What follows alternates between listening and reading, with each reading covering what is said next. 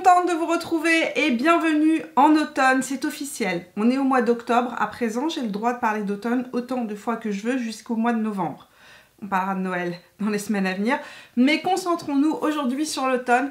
Et comme chaque année, comme chaque saison, j'avais envie de vous faire une petite revue sur les tendances maquillage qui s'en viennent, donc pour l'automne, mais aussi sincèrement pour l'hiver, puisque généralement les collections qui sortent en ce moment sont les collections qui vont couvrir en fait la période automne jusqu'à hiver. Puis après, à partir du mois de janvier, février, on va commencer à voir apparaître petit à petit les collections qui vont venir pour le printemps et pour l'été. Avant de commencer cette revue, n'oubliez pas de me laisser un petit pouce bleu ou noir si vous aimez cette revue. N'oubliez pas non plus de venir me rejoindre sur Instagram et sur Facebook. Et puis si vous n'êtes pas encore abonné, eh bien c'est le moment de le faire en cliquant sur le bouton rouge juste en dessous. Voilà, c'est parti, let's go!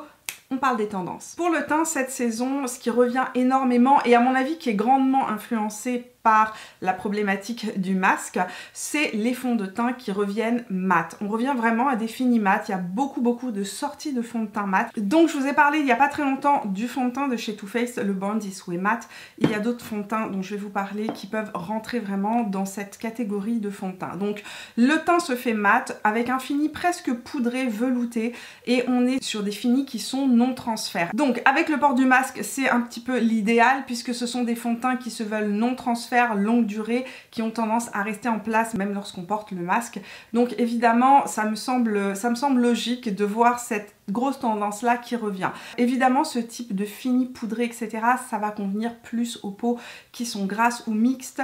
Les personnes qui ont la peau sèche ne vont peut-être pas se retrouver dans ce type de fini là. Pareil pour les personnes qui ont du duvet, parce qu'en fait les finis un petit peu peau veloutée, etc., peuvent parfois avoir tendance à marquer un petit peu le duvet. Cependant, actuellement, aujourd'hui, je teste un nouveau fond de teint d'ailleurs qui s'inscrit directement dans cette ligne-là. C'est le fond de teint de chez NARS qui s'appelle le Soft Matte Complete Foundation. Donc c'est le fond de teint correcteur velours mat. C'est leur nouveau fond de teint qui est sorti aussi dans la gamme donc des fonds de teint mat, et je le teste depuis ce matin et c'est une assez belle surprise. Je ne vais pas vous donner mon avis final sur ce fond de teint là aujourd'hui. On est sur un fond de teint avec un fini mat, avec une couvrance, j'ai envie de dire presque totale. On est vraiment sur une couvrance plus intense que le Born This Way Matte, qui reste plus fin, qui reste vraiment beaucoup plus fin, plus imperceptible sur la peau. Celui-ci va vraiment avoir un effet velours et un effet ultra couvrant. Il est très joli, je le porte depuis ce matin sur le visage et c'est une belle surprise. Vous le savez, si vous me suivez depuis un bon bout de temps, les fonds de teint NARS généralement ne me réussissent pas. Il est assez surprenant ce fond de teint parce qu'en fait c'est un mat. C'est un mat avec un fini velours mais absolument pas desséchant. Lorsque je l'ai appliqué sur le visage, j'ai vraiment eu peur parce que sur le coup il était extrêmement mat. Mais au bout d'une demi-heure, il s'est complètement assoupli. Et c'est un mat, mais un mat souple, un mat qui n'éteint pas le teint. Donc dans les fonds de teint mat qui rentrent dans cette tendance-là, le Born This Way Matte qui reste quand même mon gros favori pour l'instant parce qu'il est ultra fin, il a une couvrance intermédiaire et un fini très naturel même si c'est un mat. Par contre il peut être desséchant sur les parties du visage justement qui sont le plus marquées. Le NARS que je teste depuis ce matin, c'est juste une première impression, donc je veux pas vous donner un avis final, mais c'est une belle surprise. Et il est assez surprenant parce que c'est un mat à haute couvrance mais qui ne marque pas pour le coup pour l'instant les zones sèches de mon visage, qui est assez surprenant. Dans les fonds de teint mat que j'adore et que j'ai porté pendant très longtemps, il y a le mat Velvet Skin tenue 24 heures de chez Makeup Forever qui est excellent aussi. Dans les plus petits prix, j'aime énormément les fonds de teint de chez Maybelline. Le Dream Radiant Liquid de chez Maybelline est assez surprenant parce que c'est un fond de teint qui a de la lumière qui ressort mais qui a un fini mat et qui convient aux peaux qui sont sèches, qui est un fond de teint qui ne va pas déshydrater ou marquer justement les zones du visage qui sont sèches. Donc moi j'aime beaucoup ce fond de teint là, il y a de l'acide hyaluronique à l'intérieur et du collagène. Alors pour le teint, on parle évidemment de fond de teint mat, mais on parle aussi d'anti-cerne mat, et évidemment Makeup Forever a sorti un anti-cerne mat qui rentre complètement dans cette optique là. C'est le mat Velvet Skin 24 heures, la couleur que je porte moi c'est le 2.5, il est un petit peu orangé, un petit peu pêche, je vous préviens. C'est un anti-cerne qui est absolument formidable parce qu'il est d'une couvrance totale, il ne bouge pas, il ne crease pas, une micro quantité suffit. Quand je dis une micro-quantité, c'est vraiment une micro-quantité pour venir couvrir vraiment une grosse partie du visage. Donc il est ultra pigmenté et c'est vraiment aussi un anti-cerne que j'aime beaucoup porter. Par exemple, si vous avez la peau un peu plus sèche, vous pouvez l'utiliser avec une bonne crème hydratante et venir le balayer avec un petit pinceau en poil synthétique juste sur les parties que vous avez besoin de corriger. Ça va vous faire un effet effectivement mat, mais un effet mat velouté ultra léger qui se fond dans la peau. En tout cas, j'adore ce produit-là, j'en suis dingue, vous le savez. Dans les anti-cernes mat aussi, évidemment, je ne peux pas ne pas parler du Stay Naked Corrector Concealer de chez Urban Decay, ultra fin, vraiment plus fin que le Make Up For Ever, un petit peu moins couvrant mais quand même avec une très belle couvrance qui se fond dans la peau, qui a un effet très naturel, mais c'est un mat, pour le coup là il est moins mat que le Make Up For Ever, mais c'est un mat avec beaucoup de souplesse qui s'adapte vraiment au visage, en tout cas aussi un très gros coup de cœur. Et enfin dans les plus petits prix, c'est le Infallible Full Wear de chez L'Oréal Paris que je porte, alors la couleur 350 bis et la couleur que j'utilise un peu plus là maintenant, mais en hiver il est un petit peu trop foncé pour moi. Au niveau des blushs, on retrouve cette saison autant des sorties blush crème que des sorties blush poudre. Évidemment, on revient toujours plus en automne et en hiver sur des finis un petit peu plus mat, donc les blush poudre reprennent le dessus par rapport au blush crème, mais je vous dirais que ça dépend vraiment des finis que vous aimez et ça vous dépend vraiment du type de peau que vous avez, puisque moi par exemple aujourd'hui j'ai mis un blush, mais j'ai mis un blush crème. J'ai utilisé le blush de chez Patrick Ta, le Oshis Different dans les Double Tech Cream and Powder Blush. J'ai utilisé le blush crème qui se trouve juste en haut parce que justement sur les fonds de teint qui sont très mat, sachant que j'ai une peau et des joues qui sont déjà très sèches, si je ne viens pas rajouter un petit peu de côté émollient, je n'ai pas de sébum naturel qui va se mélanger avec mon teint au fur et à mesure de la journée et ça risque de me durcir les traits, voire de marquer un petit peu mon contour des yeux, etc. Donc généralement moi, avec mon type de peau, lorsque je mets des fonds de teint qui sont très mat, j'ai tendance à aller plutôt favoriser les finis crème au niveau des produits de contouring, blush, etc. pour donner un petit peu plus de souplesse justement à la peau. Au niveau des couleurs, on retrouve beaucoup de sorties avec des blushs évidemment qui se tirent un petit peu comme ça vers le bordeaux, vers le lit de vin, mais vous allez voir que la grosse tendance de cette saison, c'est en fait il y a deux tendances couleurs, on va passer aux yeux maintenant. Il y a deux tendances couleurs qui ressortent énormément, qu'on va retrouver beaucoup au niveau des palettes, mais aussi sur les harmonies de rouge à lèvres, de blush, etc. On va retrouver beaucoup de bordeaux, d'aubergine, on va retrouver énormément aussi de tons froids dans les palettes, donc des bruns qui tirent avec du gris à l'intérieur. On va retrouver aussi des déclinaisons, toutes sortes de déclinaisons de gris argenté, etc. Donc ça c'est une des tendances couleurs qu'on va retrouver beaucoup cet automne et ce début d'hiver, mais aussi il y a une autre tendance qui est en train d'arriver de plus en plus, que j'ai remarqué dans les dernières sorties de palettes, c'est la tendance naturelle. Alors, on est sur des harmonies terre. Qu'est-ce qu'on appelle terre? C'est-à-dire qu'on va aller chercher des éléments de la terre, donc évidemment on va avoir du marron, on va retrouver du kaki, donc le vert des plantes, etc. Mais des kakis qui sont des kakis automnaux ou hivernaux, donc un peu plus froids. Et on a beaucoup de ces harmonies-là dans les différentes palettes. Pour les yeux, évidemment, la palette Natasha Denona, la Glam Palette, dont je vous ai fait la revue, dont je vous ai parlé dans les favoris du mois, est une palette qui s'inscrit complètement dans les harmonies froides, mais cette fois-ci on est sur du froid avec du gris et du doré à l'intérieur, qui est extrêmement joli, très doux. On peut faire des maquillages assez intenses avec cette palette, mais on peut faire aussi beaucoup d'harmonies qui sont très douces, fumées, et c'est une palette, comme je vous ai dit, qui fait des maquillages très jolis, très doux, très fumé, un petit peu diffus, etc. Vraiment très sympathique pour cette période, cette saison automnale. Pour information, tous les produits dont je vous parle sont listés dans la barre d'information. Sinon, dans les palettes froides plus nude, évidemment, je vous la ressors à chaque fois, mais qu'est-ce que je l'aime, elle ne me quitte pas cette palette. C'est la Going Coconut de chez Colourpop. C'est une palette de nude, mais de nude froid. Donc on est sur des bruns avec dedans une légère touche de gris, une légère touche de mauve. Le mauve, le violet sont des couleurs froides, tout comme le kaki. Je vous le redis parce que très souvent les gens me demandent c'est quoi la différence entre les couleurs froides et les couleurs chaudes. Je vais essayer ici de vous inscrire une roue chromographique pour que vous puissiez voir un petit peu la différence entre le chaud et le froid. Les couleurs chaudes vont tirer vers le orange, vers le rouge, vers le jaune, alors que les couleurs froides vont tirer vers le vert, vers le bleu et le violet bien évidemment. Donc cette palette-ci, on est sur des palettes, une palette d'excellente qualité, tout petit prix. Alors, flash information, au moment où je suis en train de monter cette vidéo, Colourpop vient d'annoncer la sortie d'une palette, une nouvelle palette qui va s'appeler la That's Taupe. Donc la collection entière s'appelle la Taupe Collection. Elle sortira donc le 8 octobre et c'est une collection sur des tons, encore une fois, qui sont neutres et froids. Donc parfaitement dans ces tendances-là.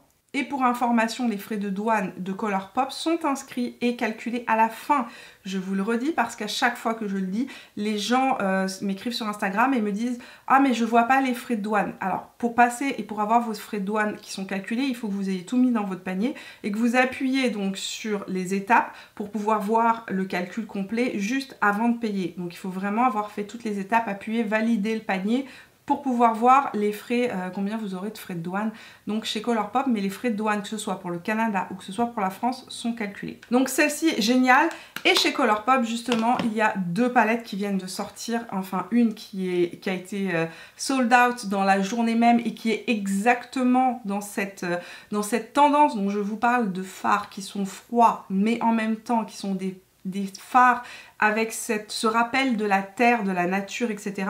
C'est la palette Hocus Pocus qui est absolument sublime. Je suis sur liste d'attente pour pouvoir mettre la main dessus, et si vous avez envie de mettre la main dessus aussi, inscrivez-vous sur Colourpop, vous allez voir qu'il y a une liste d'attente, vous vous inscrivez et dès que la palette va revenir en stock sur le site, vous pourrez à nouveau la commander, en tout cas je croise les doigts. Donc à l'intérieur c'est une palette dans laquelle on retrouve des bordeaux, du kaki et du ocre, donc toujours cette petite touche de chaud qui vient tout comme dans la palette d'ailleurs de Natasha Denona. On a du gris, de l'argenté, on a du rose mais du rose froid, et on a ces dorés qui viennent donner une toute petite touche de chaud pour que ces palettes ne soient pas trop froides. Et en fait quand c'est vraiment que du froid, ça peut être difficile à porter, ça peut durcir le regard, ça peut aussi fatiguer les traits. Donc cette palette là, sublime. Ce que je porte sur les yeux aussi, on est aussi sur ce retour aux couleurs froides. Donc, je porte sur mes yeux la nouvelle palette de Charlotte Tilbury pour Noël que j'ai achetée sur le site de Charlotte Tilbury, qui s'appelle la Bejeweled Eyes to Hypnotize. Et chaque année, j'achète la palette de Noël. Et cette année, elle est absolument sublime. Cette palette, je pense que de toutes celles que j'ai testées depuis les 3 dernières années, elle est d'une qualité, on va y revenir. Ici, on a 4 trios et dans cette palette, on est encore sur une harmonie qui rappelle les éléments, en fait, les éléments de la terre. Et on est sur 2 trios qui sont complètement froids, qui sont les trios qui sont juste ici. Et on a 2 trios qui sont plus chauds. Donc on est vraiment sur une palette qui a une superbe harmonie entre chaud et froid. Concernant cette palette, je vous en parlerai plus en détail vendredi puisque j'ai une revue complète sur celle-ci qui arrive vendredi. Normalement, vous aurez donc la revue de la palette Charlotte Tilbury de Noël avec un minimum, je pense un minimum de 2 tutos, peut-être 3 si j'ai le temps. Donc voilà, autre petite palette dans ce type d'harmonie-là que l'on va retrouver à petit prix, l'édition limitée de Zoeva pour Noël que j'ai reçue aujourd'hui, et lorsque je l'ai ouverte, je me suis dit tiens, nous voilà, on est de retour encore dans ces tons aubergines, dans ces tons bordeaux. Donc c'est la petite palette qui s'appelle Share Your Radiance, qui est exactement de la même couleur que mon joli t-shirt aujourd'hui. Donc là on est sur vraiment une harmonie de fards qui sont extrêmement doux et très froids. Donc on est sur une harmonie à la fois avec des tons bordeaux qui sont des tons en fait un peu plus froids, et cette touche de doré qui vient donner une harmonie en fait, qui vient réchauffer en fait cette palette légèrement. Mais on est sur quand même une majorité de tons qui sont des tons froids. Donc voilà, ici je vous ai présenté quelques petites palettes comme ça qui m'ont traversé l'esprit, mais évidemment il y a d'autres possibilités. Et puis vous savez très bien que les marques continuent à sortir beaucoup de produits. J'ai commandé d'ailleurs au passage la palette de Noël de chez Pat McGrath qui est là aussi On est encore une fois sur des harmonies de bordeaux, de vert et de kaki. C'est encore le même type de couleur que l'on retrouve, donc j'attends cette palette, je vous en reparlerai très très bientôt. On va terminer avec les tendances lèvres, et pour les lèvres, il y a deux grosses tendances que l'on retrouve beaucoup. Vous l'aurez compris, c'est le grand retour des mats mais fini mousse. Donc ce sont des mats confortables, longue durée, avec un fini un petit peu j'ai envie de dire poudré. Voilà, un fini poudré que l'on peut utiliser en petites touches juste de manière diffuse pour faire cet effet lèvres à peine teintées comme on retrouvait déjà cet été. Comme la collection Powder Kiss de chez MAC qui, parmi ce type de rouge à lèvres là qui vient de sortir, est ma collection préférée. J'avais aussi acheté ceux de Rare Beauty qui sont exactement dans le même type de fini mais un peu trop transparent, un peu plus marquant, un peu moins joli tout simplement sur les lèvres. Aujourd'hui, je porte sur mes lèvres un petit mélange de mon cru. Je porte donc le Powder Kiss Make It Fashion 986 que j'ai mis au creux de ma lèvre. Et j'ai mis sur l'extérieur le Date Maker 996 et ça donne un petit peu ce rendu là. C'est un fini que j'ai pas encore retrouvé dans les marques plus petits prix. Mais si vous avez envie de porter un rouge à lèvres mat, longue tenue, confortable, joli, dans les petits prix, mes préférés, les Superstick Ink crayons de chez Maybelline qui restent à mon avis une valeur sûre. Alors ils ne sont pas non transfert, les MAC sont presque sans transfert. Si vous voyez ce que je veux dire, j'ai un rouge à lèvres bien pigmenté sur la lèvre et lorsque je porte mon masque par exemple, j'ai très peu de transfert lorsque c'est des couleurs très foncées. Ils sont assez surprenants. Ceux-là vont avoir un petit peu plus de transfert mais restent ultra confortables et ne bougent pas. C'est-à-dire qu'ils sont vraiment longue durée et vous pouvez mordre dans un Kleenex, retirer le Kleenex après et vous allez éviter le transfert si vous portez un masque par exemple, ça fonctionne très bien. Une tendance qui perdure aussi au niveau des produits lèvres depuis, on va dire depuis quelques saisons maintenant, en tout cas depuis ce printemps, ce sont les baumes teintés hydratants. Donc on est sur des soins, d'abord des soins qui se veulent teinter, qui vont venir donner un côté très glossy à la lèvre, très lumineux, tout en hydratant et en prenant soin de vos lèvres. Et mon gros coup de cœur dans cette tendance-là, pour moi, c'est les Pro Kissers de chez Fenty Beauty qui sont sortis cet automne, qui sont vraiment jolis. J'ai les 3 et je les porte tout le temps. Ils sont tout le temps dans mon sac à main. Je les adore et je trouve que c'est vraiment un parfait mix entre soin pour les lèvres et baume teinté. Ils ont ce qu'il faut de teinte entre guillemets pour venir vous donner un petit plus tout en restant très hydratant, très glossy, tout en ne venant pas tacher les masques non plus si vous portez des masques, tout en restant sur votre lèvre longtemps. En tout cas, gros coup de cœur pour moi que ces rouges à lèvres là. Ça c'est pour les finis et pour les couleurs, eh bien on retrouve évidemment toute une panoplie de rose bordeaux qui se décline à l'infini. Là je vous en ai sorti plusieurs dans les rouges à lèvres donc de chez MAC, mais je pense aussi au nouveau rouge à lèvres de chez Charlotte Tilbury que j'adore porter, c'est le Walk of No Shame.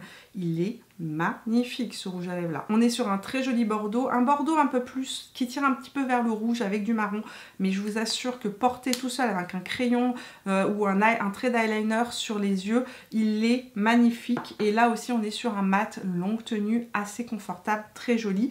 Il y a aussi dans les Superstay Ink crayons toujours toute la collection de rose, crayon plus rose qui était sorti. Donc celui-ci c'est le Run the World 80 que j'aime bien porter parce que c'est un rose pour le coup, mais un rose un petit peu à l'intérieur il y a du bleu en fait, et comme il y a du bleu, et bien il est plus froid. Enfin, petit truc, petite astuce pour refroidir vos rouges à lèvres, peu importe la tonalité qu'ils ont, pensez au crayon. Et il y a un crayon qui est mythique pour ça, qui est un crayon très années 90, c'est le Endless Cacao de Make Up Forever, donc c'est le numéro 506 dans les Artist Color Pencil. C'est ce que je porte aujourd'hui en contour de mes lèvres. C'est un crayon marron presque gris. Ça peut faire peur comme ça. Très honnêtement, j'ai mis longtemps avant de me jeter dans ce type de couleur là parce que j'avais vraiment peur. Et en fait, je me suis rendu compte que ça refroidissait pas mal tous mes rouges à lèvres que je trouve trop intenses ou trop rouges. Que vous ayez des rouges à lèvres orange, que vous ayez des rouges à lèvres rouges, que vous ayez des rouges à lèvres qui sont plus bordeaux, ça va vraiment les refroidir. Donc, vous l'aurez compris, il y a deux tendances, ou les baumes soins qui sont transparents, ou alors sur les couleurs qui sont ultra saturées. Et on rigole pas sur le côté saturé. Et entre autres, je pense par exemple aux nouveaux rouges à lèvres de chez Make Up For Ever, là aussi, qui sont ultra saturés, tout comme d'ailleurs les rouges à lèvres de chez Maybelline, dont je vous ai parlé. Et nous allons ouvrir ensemble ma commande, justement, puisque j'ai fait une petite commande pour voir un petit peu à quoi ils ressemblaient, ces fameux nouveaux rouges artistes. Et on est là encore une fois sur un fini, en tout cas qui s'annonce un fini satiné mat, qui se présente un peu comme des crayons. Ça c'est le 158 Fairy Sierra, qui est en fait un rose froid ou un rose mauve froid, très joli. Oh, il est beau. Oh, il est sublime. Oh, ça aurait été trop beau avec ce que je porte aujourd'hui. J'aurais dû le mettre, tiens. En tout cas, on reviendra dessus, je le porterai prochainement. Et puis, j'ai pris aussi le rouge artiste Chic Brick 112 parce que je me suis dit que ça allait être une couleur qui allait bien s'adapter aux couleurs automnales. Et c'est un brun. Un brun, je vous dirais, si vous connaissez la couleur Oak de chez MAC, on est dans ce type-là. Donc, c'est un brun froid. Par exemple, porté avec le Endless Cacao, on est vraiment dans le type pile des tendances de la saison. Donc voilà pour les tendances de l'automne, pour les tendances que nous retrouvons beaucoup en ce moment parmi les sorties maquillage, mais aussi les tendances qui s'annoncent pour ce début d'hiver. J'espère que cette revue vous a plu. Je voulais juste vous spécifier que, comme à chaque fois, n'oubliez pas, ce sont des tendances. Ça ne veut pas dire qu'il faut toutes se les coller sur le visage. On peut adopter certaines choses et ne pas prendre le reste. On peut dire, moi j'aime le teint glowy, peu importe que ce soit l'hiver ou l'été, et c'est ce qui me convient, et continuer à porter un fond de teint lumineux ou un fond de teint très léger. On peut dire, moi je n'aime pas les couleurs trop vives, donc je vais porter des choses plus neutres. Et en fait, quand je fais ce type de revue là, ce que je veux que vous gardiez en tête, c'est que ce ne sont que des idées. Ce ne sont que des idées qui peuvent venir tout d'un coup piquer votre créativité, vous dire, ah bah tiens, j'ai envie de tester ça, mais ça ne reste que des propositions et ce n'est absolument pas des règles à suivre. Donc voilà, amusez-vous avec vos pinceaux. Nous, on se retrouve vendredi pour de nouvelles aventures avec Charlotte Tilbury. Bien évidemment, si vous n'êtes pas encore abonné à la chaîne, eh bien c'est le moment de le faire en cliquant sur mon visage. Et n'oubliez pas aussi de me rajouter sur Instagram et sur Facebook. On papote beauté là-bas tout au long de la semaine. Donc voilà, Instagram et Facebook, ça se passe par ici. Et puis par là, pour vous abonner en cliquant sur mon visage, je sors 2 vidéos beauté chaque semaine, le mercredi et le vendredi. On se retrouve vendredi pour de nouvelles aventures. Jusque là, portez-vous bien et je vous fais plein de bisous. Ciao!